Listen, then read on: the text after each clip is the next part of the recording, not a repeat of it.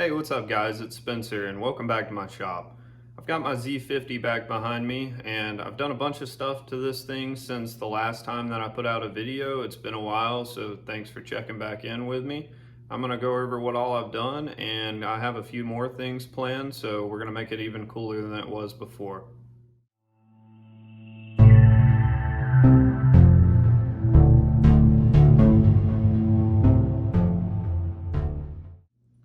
So since the last time that I put out a video, I buttoned this thing up and got it ready for the Barber Small Bore Festival.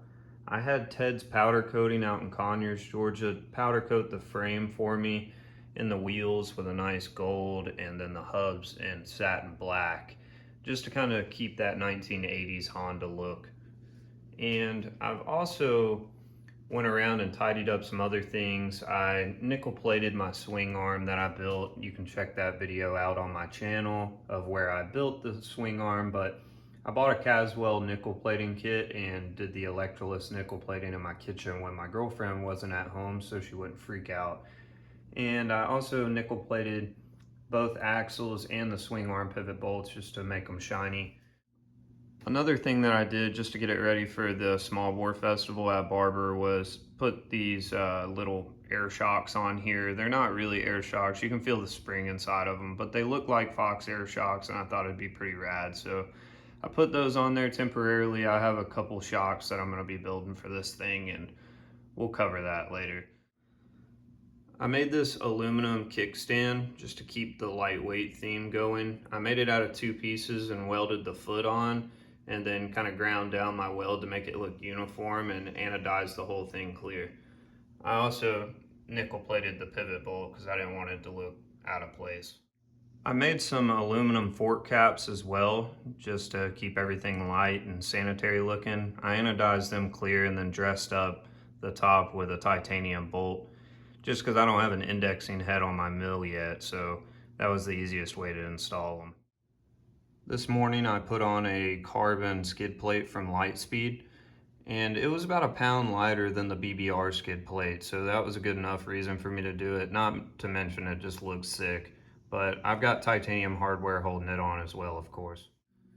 Now that you guys are all caught up on what I've done to this thing since the last time, I'm going to pull off the rear wheel and install a lightweight aluminum sprocket on there, as well as knock out the bearings and replace the steel inner spacer for a piece of titanium tube that I bought. So I'm going to cut this down and do one for the front and the rear hub just to lighten things up a little bit further, and this will never corrode and look all nasty like the stock ones do that are inside of there.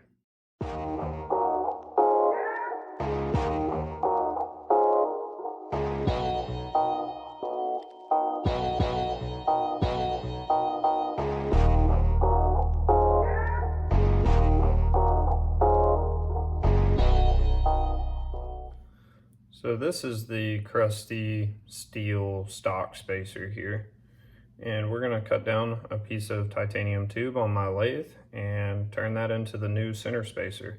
What this spacer does is when you tighten down the axle, it keeps the wheel spacers from pulling on the bearings and putting too much pressure on them. This is just a spacer between the bearings is all.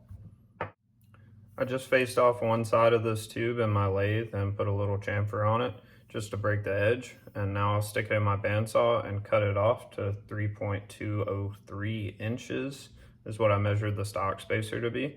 I'll cut it off and leave myself like 30 or 40 thousandths on there, and then I'll face off the remaining bit in my lathe, and then we'll have a finished titanium spacer.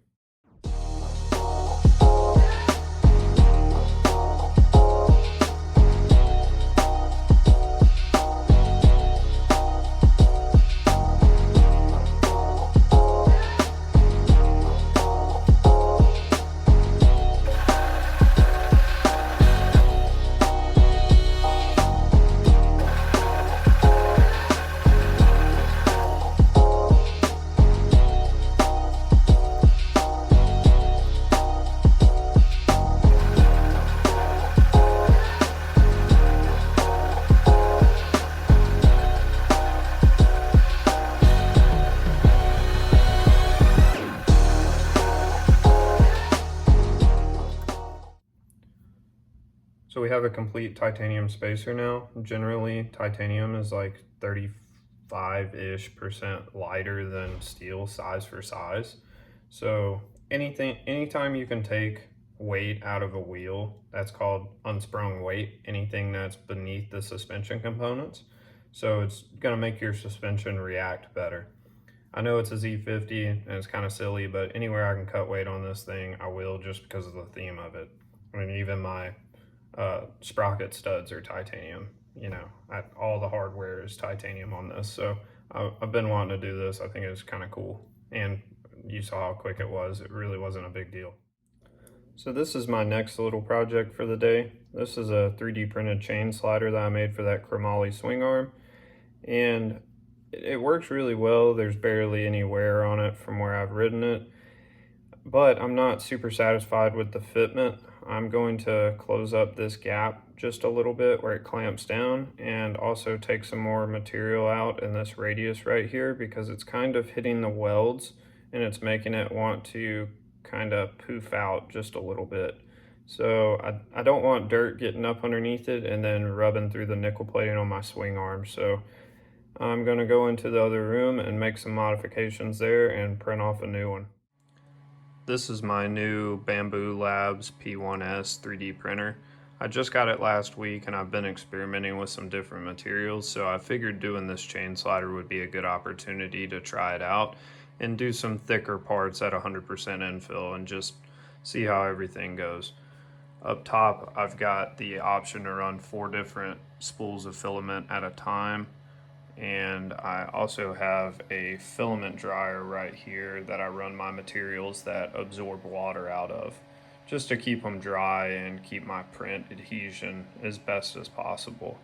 But we'll get started on that chain slider now, and this thing is extremely fast, so in about an hour and 40 minutes it'll be done, which is incredibly fast for what I'm doing.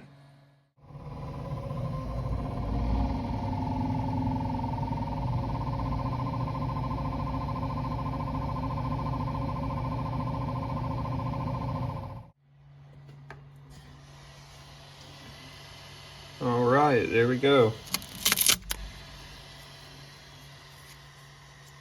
Ready to rock. I'll pull the supports and trim it up, and we'll make sure it fits.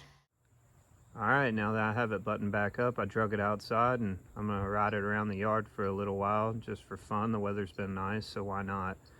Thank you guys for watching. I appreciate you taking the time to check me out. If you haven't subscribed, I'd appreciate it if you do. It helps me out a lot, and I'll see you guys next time. We'll build some shocks for it and do a couple other little things.